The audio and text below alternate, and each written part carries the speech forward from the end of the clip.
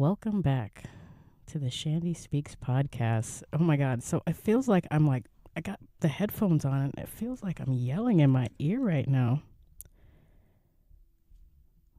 But I don't think, I don't know how loud it sounds on the outside. Maybe I should do a recording really quick just to see how loud it sounds. That is loud. That's kind of loud. I guess fuck it, right?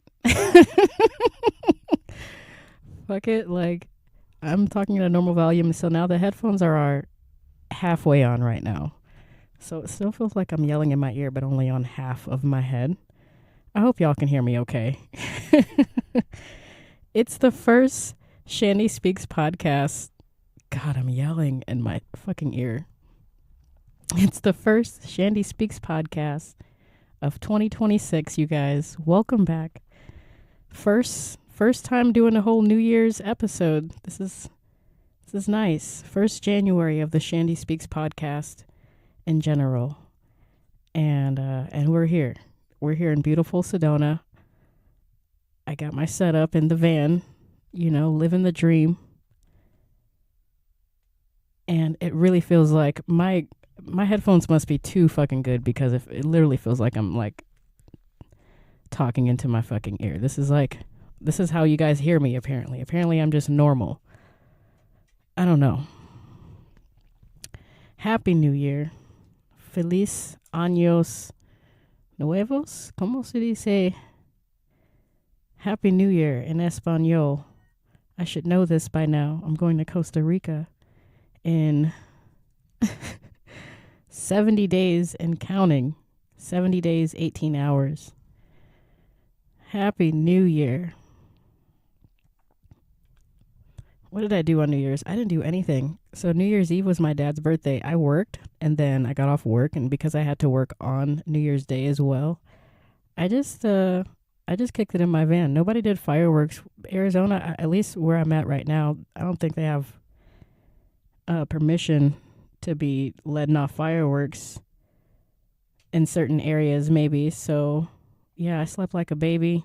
It's been raining a lot too lately. So yeah, I rung in the New Year's very adult-like and very boring. I didn't do anything crazy. Let's see. What's going on this week? I've been working so much. I've just been working so much, just trying to, save up money for this trip. I booked a flight to Costa Rica here in March during the spring equinox for 2 whole weeks, and everybody's telling me like, yo, that's a long vacation. And I'm like, I mean, is it really though? Like, I work every other week out of the year. 52 weeks out of the year, and I can't take 2 weeks to myself in another country. And I like vacations to be kind of long, and because I learned my lesson from the first time that I booked a vacation for myself. It was to Jamaica, and I booked it for 7 days, but I spent like a day in transit. Coming from Chicago, it was crazy. I don't know why it took so fucking long. But yeah, I didn't account for the transit time, So I on the physical island of Jamaica, I was like there for like 6 days maybe. And it just wasn't enough time. And I don't feel like that's how vacations should feel like when you leave. Like, like you miss the vacation before you even leave. Like, you have a good time.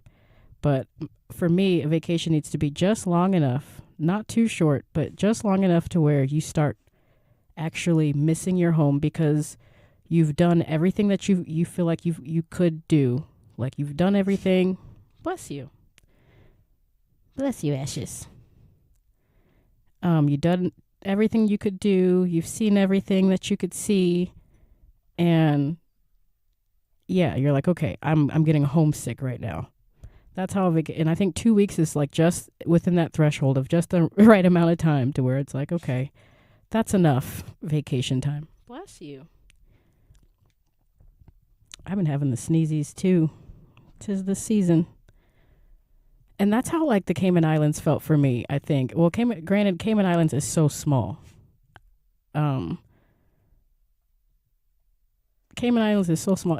Relative to like Dominican Republic too. Like Dominican Republic, bless you, I spent 2 weeks there as well, and I mean, it was so big. I didn't do enough. I didn't think I did enough in Dominican Republic. But I was actually homesick by the end of it. I was like, all right, it's enough of that. It's enough of vacation. Such a big country. And Costa Rica is similar in size to Dominican Republic. So I think 2 weeks should be just enough time to get like, the basics done and just go out and then just have a vacation. There's a lot of nature, there's a lot of jungle life out there. I've heard there's monkeys everywhere. I'm really excited to go, and I don't care how long I'll be fucking gone. I hope I inspire other people to take 2-week vacations at least. Like, I would love to afford to be able to take a month off. If you work 12 months of the year, like, come on now. I can't take a month off. I should be able to afford to take a month off. And of course, the system, we're not set up that way. We're not really set up to be able to afford to. Or maybe that's just what we tell ourselves. I feel like if I cut back more on weed and like drinking and going out and buying unnecessary like games and stuff, I probably could afford to go out of the country maybe 2 or 3 times a year. Maybe it's just what we tell ourselves. But I also think there's some truth. Like realistically, yeah, I think we're not really quite set up. I don't know. Maybe we're just not set up to tell ourselves the truth about how we're set up. Because I seem to do it, and I've been living out of my van for 4 years now. I've been out of the country 4 times on paper. Going on the 5th time right now. Costa Rica will be the 5th time since I've lived in this van. I seem to be fucking doing it, and I'm not like a rocket scientist or really good with money at all. So, I don't know. Traveling. I'm excited. So I booked the B&B. I booked the Airbnb. You guys want to hear about this? I'm excited. This is the most interesting thing that's going on in my life right now, is this Costa Rica trip. And I'm casually just like, I'm just being chill. Being super fucking chill. I've been having travel dreams, So yeah, we booked the B&B. My friend, this is great news. My friend actually officially booked the flight. So that's fun. This is the first time I'll be going out of the country with a friend. No, Jamaica, I went with a friend beforehand, but she only got like a week's notice before we were on the plane itself. But this friend, she is doing van life. She's doing bus life right now. She just got into bus life in Colorado. Known her for a long time. And so it'll be a nice break for her to be like, as well. Like van life vacation is like basically indoors.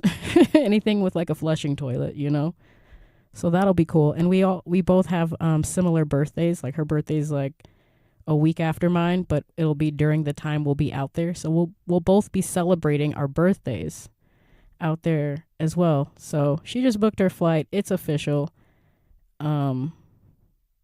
Yeah, and it's like 2 months out. We're like 70 days out.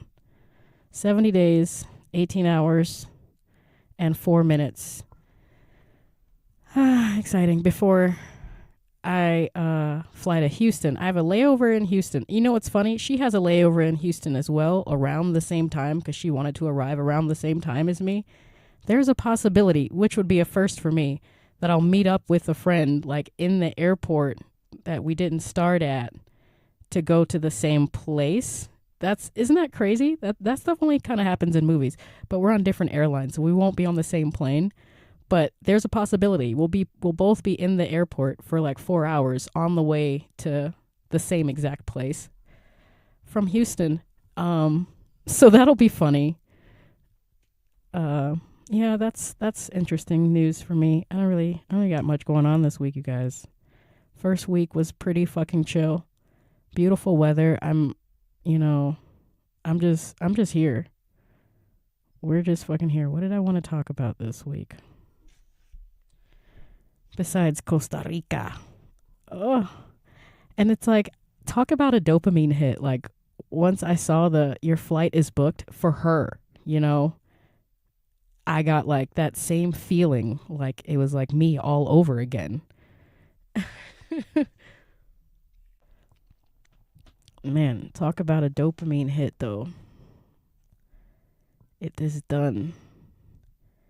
So yeah.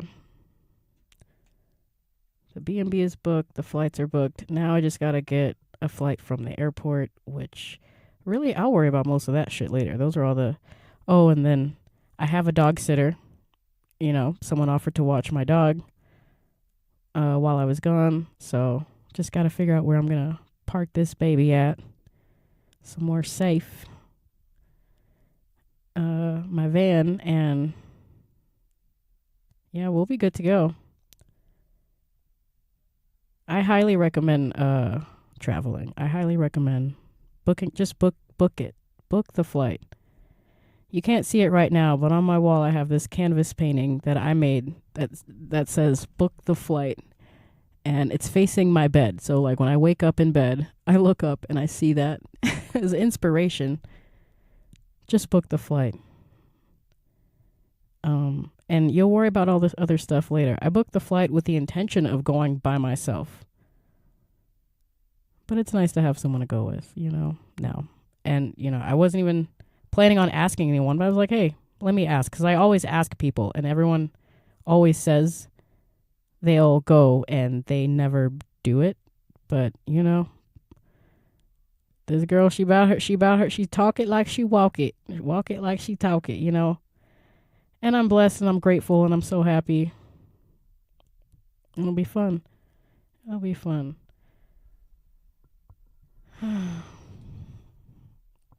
So I'm sitting at the park right now in beautiful Sedona, Arizona. I got to get my dog out. It's still the sun goes down really fucking quick here. And it gets like super fucking cold and dark here. And where I'm parked at right now, there's a lot of other vans. I'm just gonna say a little funny story, because I do a lot of people watching from the van. People don't know that I'm kind of in here. I'm kind of low key, which is what I prefer. My first van was very out there. It had my name on it, and you can see me like coming, and hear it. But this van's very low key, so like people don't really always know that if anyone's in here, and I just hear a lot of shit from outside of my van, and I see a lot of stuff. Okay, so the hobo crows is what I call them. They're sort of like parked. They're scattered around the parking lot. They don't stay overnight. We know to get out of Dodge, like when the sun goes down or when the park closes. We know all that. They kind of keep to themselves, for the most part. But this was actually while I was down in one of these shopping areas where like the non-hobo crow, the other people, the housies, go to shop and stuff. I was pulling into a parking lot where I work, and do I even want to talk about this? Is this worth talking about? I guess it was like just like the most random thing that I heard from my van recently that sort of it caught my attention a little bit, and it made me wonder like if she must have not have known that I was right there. I was listening.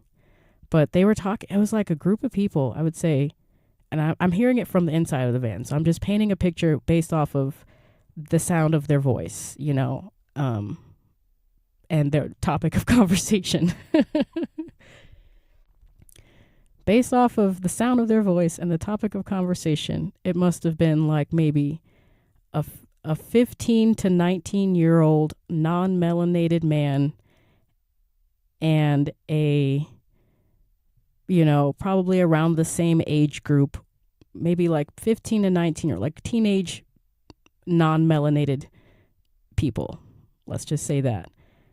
And I don't know what but the part where I heard came in when they were walking past my car or walking next to my car. I think they were parked right next to my car and didn't know I was in there. What the fuck was it? The guy had said something, and I didn't hear what he said, but the lady responded to him, was like, yeah, if they say white trash, it's okay. But if I say black trash, I'm racist.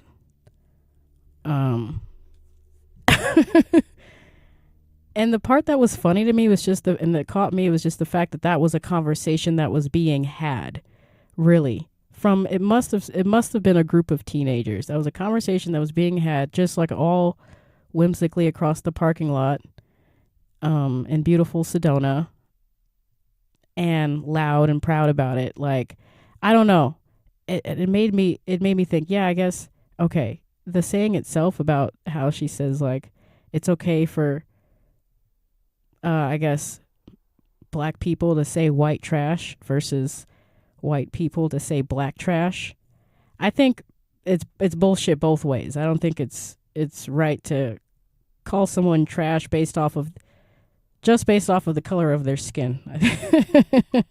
If you're trash, you're trash. I don't think color has anything to do with it. You know what I mean?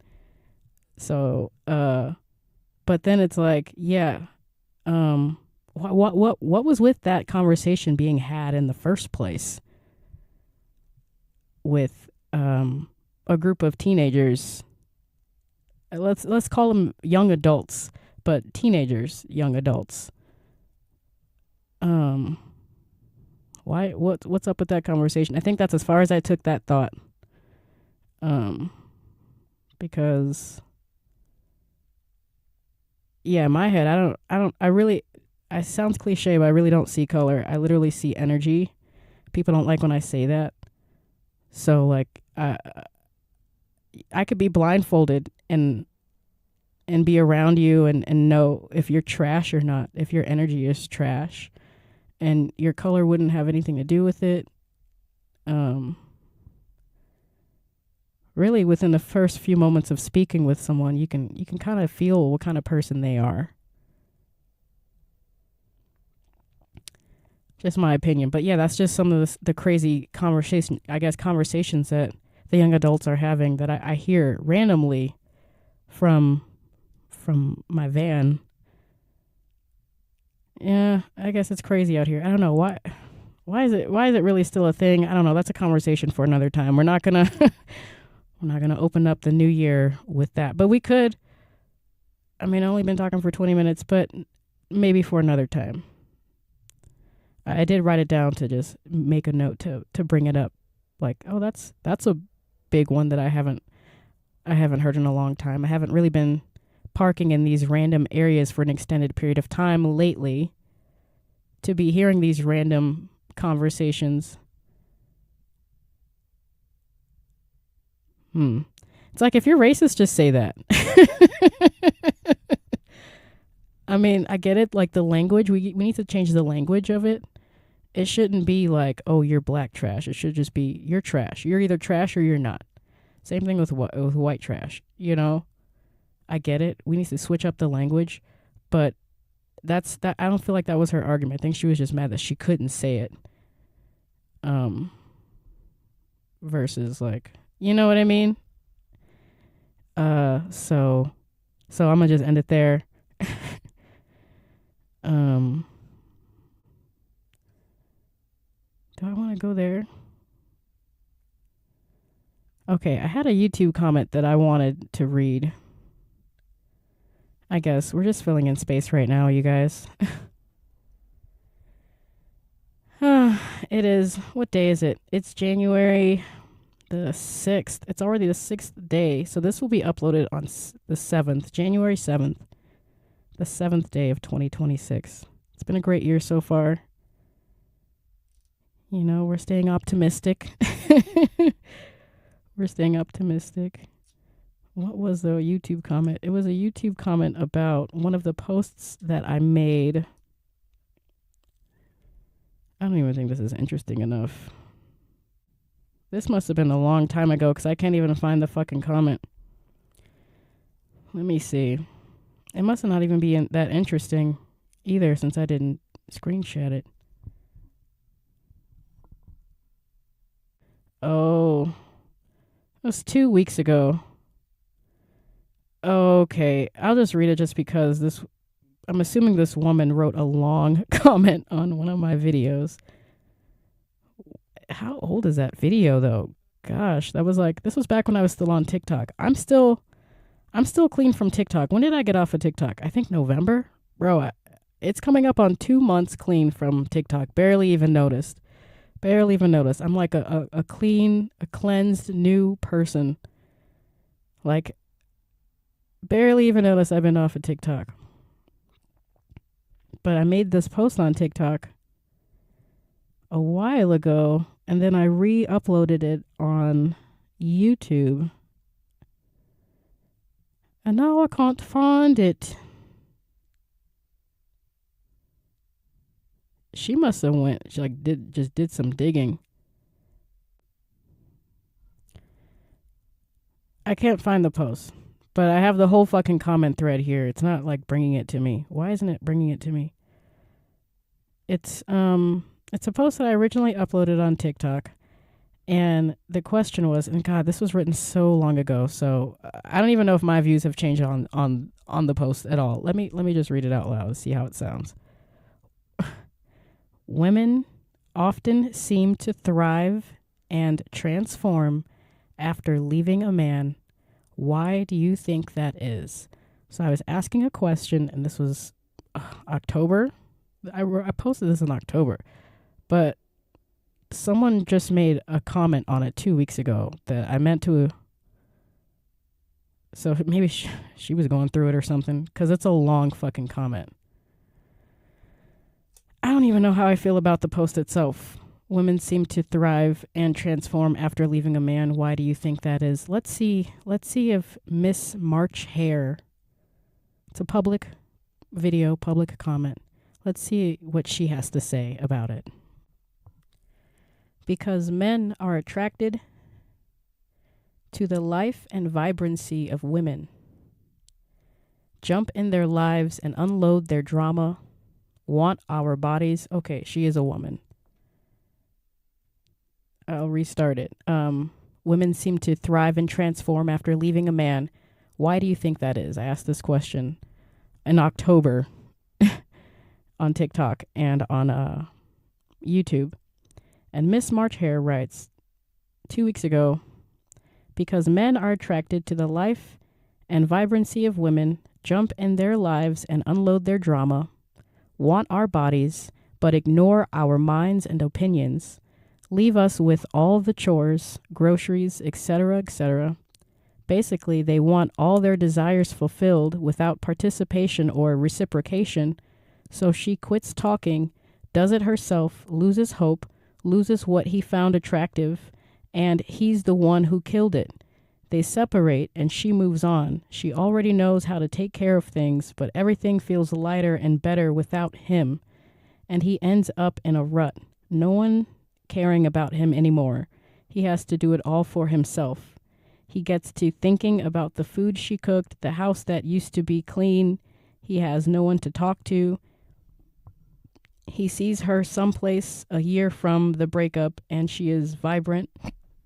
Excuse me. And she is vibrant again, happy, confident, and relaxed, and he doesn't understand how? Question mark. I did not publicly respond to 𝘵𝗵𝗵𝗀, but that was a mouthful. That was a long one. Do we want to break this whole thing down? she said quite a bit, and obviously, I mean, it feels like it's coming from a personal experience, like some kind of projection or, some kind of, personal relationship that she's had. I think I was sort of asking triggered women. I wasn't really sort of asking literally. It wasn't even really rhetorically. It was like trying to get honest answers like this one. She understood the assignment from unhealed women. Just, I guess, and now in retrospect, I think to have them look at themselves. Our words mean so much. She said so much, just to give her an opportunity to reflect on how far she has come or who she is with all of this. Okay, let's see. She says, because men are attracted to the life and vibrancy of women. I can see that. I can totally see that. She has a lot of valid points here. But there's some parts where she went off the rail, but I don't know. Bless her heart. Thank you for commenting. If you're listening right now, let's just break down. She says, they jump in their lives. Men jump in their lives and unload their drama. And I think that's part of her personal experience and not the experience fully with men. I think there has to be a certain level of I think submission that a woman has to bring to a relationship with a man. And that's probably what's keeping me real talk, because I'm just so I've been doing it all on my own this whole time. And just like she said, we can do it all on our own. But it's like a stubborn part of me that's not willing to accept that I'm going to have to say, I'm going to have to put my shit on the back burner if I'm going to be with a dude. It's not saying I'm, that's basically how it has to go. So to a woman who's not prepared or understands that, it could feel like they're unloading their drama and that they're jumping into their lives. It's supposed to be a mutual jump. You're supposed to be mutually jumping into each other's lives, and you're supposed to understand that you are taking on a part of his life. You are his woman, and you're adding to his life just as he's supposed to be adding to yours. But women, I think, they have to sacrifice more. They have to literally put their life on hold for the man. Men don't really do that. You don't see it the other way around. I mean, there are some sugar mamas out here, some women who are making their bread, I guess, and stay-at-home dads, and I guess, but it's not really what you see all the fucking time, So bless her heart. Let's read on what she says. Want our bodies. Yeah, this is some unhealed woman for sure. Want our bodies, but ignore our minds and opinions. Respectfully, maybe you didn't have anything interesting to say, to a man who's got so much of a life of his own that he has to unload it onto another human adult who's supposed to be willing and receiving gracefully, but now it's like a burden on your life, and you don't feel like your body's a fair enough trade-off. Maybe I'm just projecting. Ignoring your minds and opinions. Yeah, maybe you didn't have much interesting things to talk about. It's all love. Leave us with all the chores. This is what women do. I don't understand. What do you mean leave us with all the chores? This is what you're supposed to do. If you weren't with a man, you'd be doing it anyway. First of all, if you're an adult. But this is leave us with all the chores. I guess she's answering the question, but like I said, she's answering it from an unhealed space, and it's all love and respect. And I'm glad I read this out loud. She says, leave us with all the chores, groceries. Basically, they want all their desires fulfilled without participation or reciprocation. These must be her own personal experiences. And that's okay. So she quits talking, does it herself, loses hope. Women to jump into these relationships to escape the burden of adulting. It feels like they don't want to be an adult, which is doing chores and cooking and cleaning. That's what you're supposed to do. That's what you would be doing if you were by yourself anyway. So it doesn't make sense to me. Why are you upset that you you are doing it for a family or a family in the making, like your man or something. I think that's what your role should be. Like if you're with him, right? You were going to do it for yourself anyway. He was going to do it for himself anyway. So it really shouldn't be a burden for anyone. That's what humans do. We have to cook and clean. So I feel for her because she says she's losing she loses hope, loses what he found attractive. I don't know. Maybe you were putting on a front from the beginning. Maybe what he found attractive was maybe an idea that you were willing to do all these things and be this woman that he needed. And then you started resenting him in some way because it's not really what you wanted. You know, I think I talked about this in a different episode. This is a good long ass comment. I'm almost over it though. What other points does she make?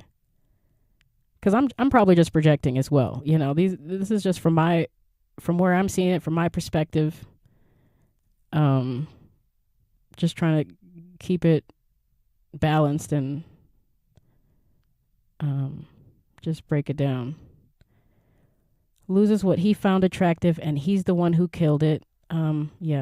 Shifting personal accountability all throughout this message is what I'm gathering. Can't really take a personal accountability for what made you attractive in another man. Like if you didn't want to be that woman for him, just say that. If you were just, you know, giving him the trial subscription of what you thought he would want from you, then just say that.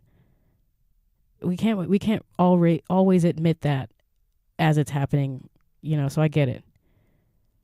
I wonder what triggered her to like comment on this old ass fucking post. I mean, she commented 2 weeks ago, so it was like already 2 months old when she commented on it, and I'd made like several other posts.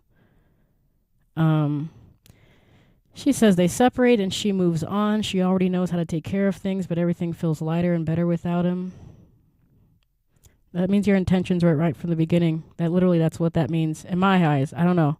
And he ends up in a rut. And it's okay to admit that. I think I'm finally admitting to myself that I don't even think I want to go into that. It's okay to admit that your intentions were off. For me, I would like to say, and I've said this before, a sick version of myself is what was attracted to certain relationships. Let's just keep it that way. Certain relationships that I was in, definitely a sick version of myself had some poor intentions or not the best intentions, and really couldn't even realize it or see it until after it was all said and done. And then I start seeing patterns. You start seeing that, okay, you're attracting these type of people sort of all the fucking time. So yeah, personal responsibility, being able to look at myself and how am I playing a part in my own chaos, you know. Bless her heart. Bless her heart. Of course you already know how to take care of yourself. That's what humans do, ma'am. She says he has and he ends up in a rut, no one caring about him anymore.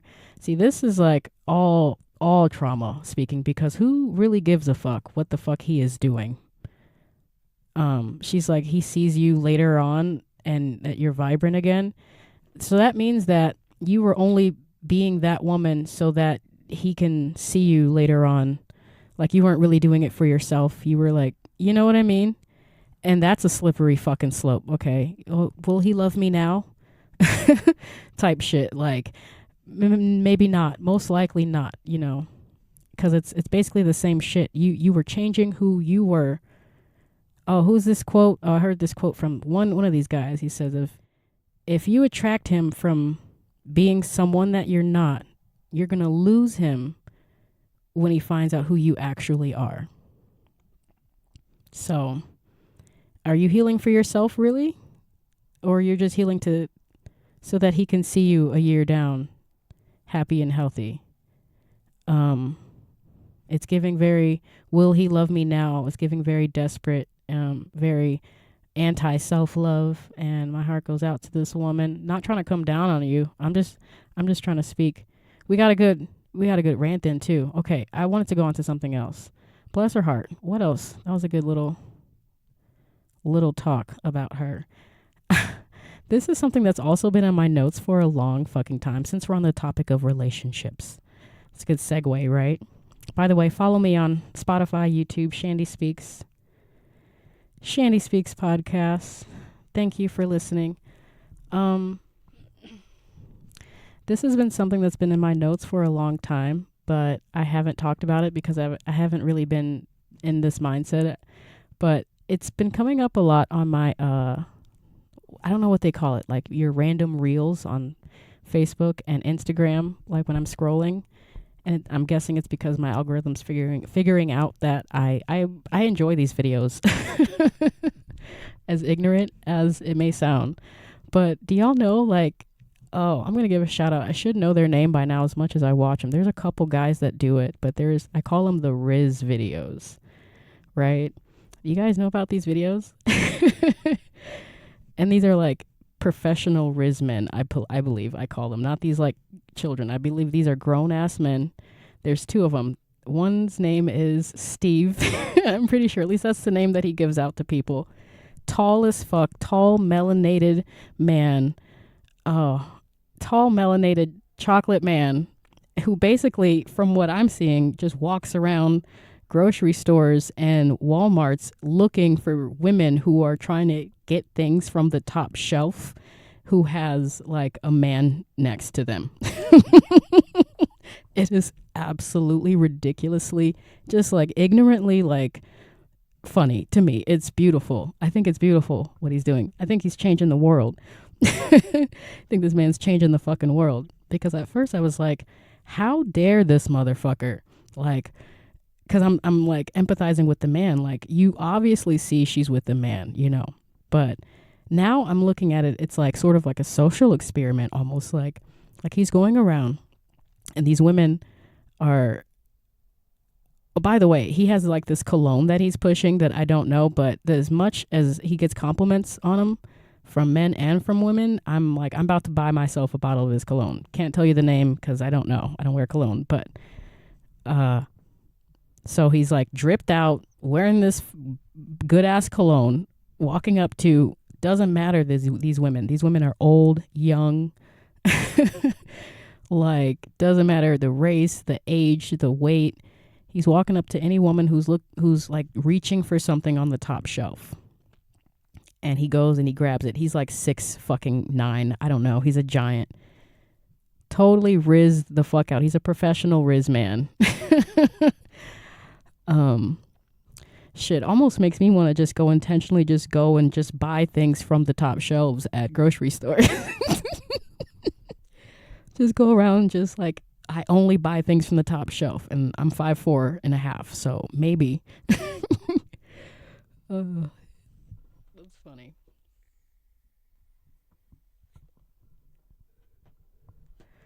He's an attractive black man, okay?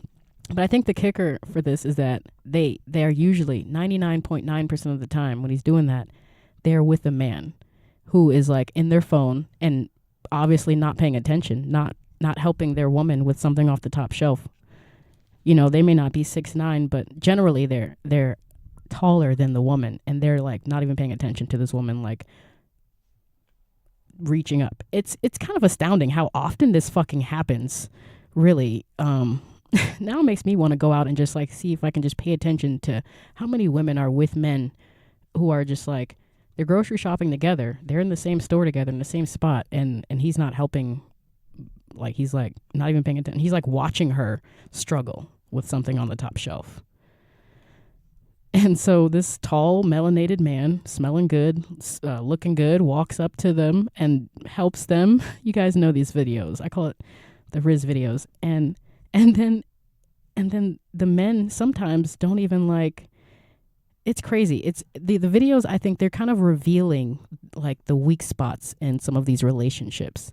Because I'm sure many of these guys go in the car and cry while they wait for her to finish up with this guy who just continues. He's got no shame. He's like, well, who are you? Like, you can't be her man if you're not helping her. How come you didn't help her with the you know? And then they most of these guys are just like, they're weak as hell. I don't know what it is. Married men, older men, younger men, doesn't matter. There's some men who stand their ground, but most of the guys, like, they'll watch their woman get totally like flirted with this guy. Like she's getting help with groceries from the guy, going down to the whole Instagram handle and phone number. They're like exchanging contact information. Some of them get disowned right there when he's like, well, who is this guy? And she's like, well, it was my husband.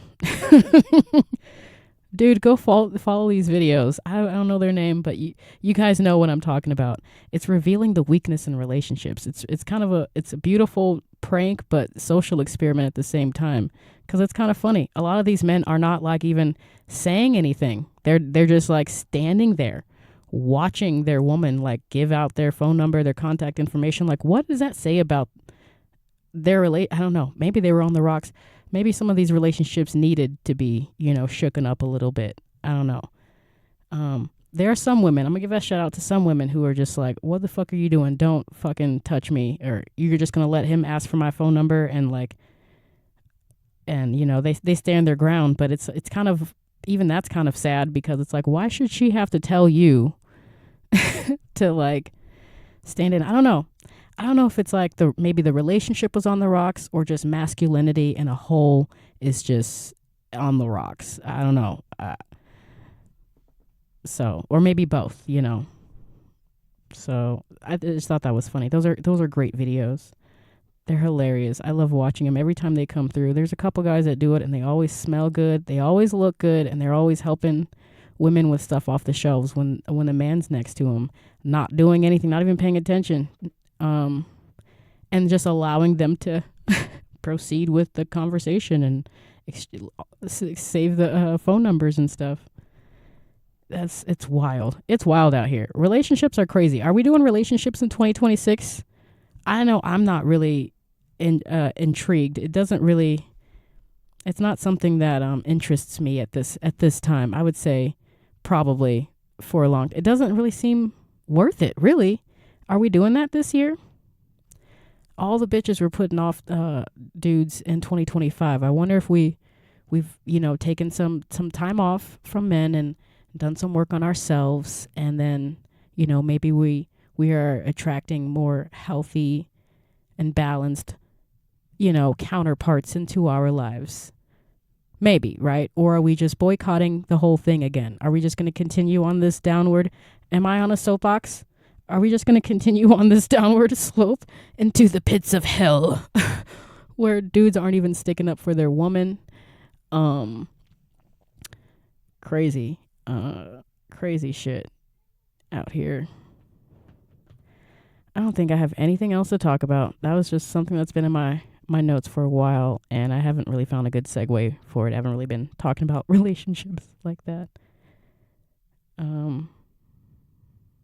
What else?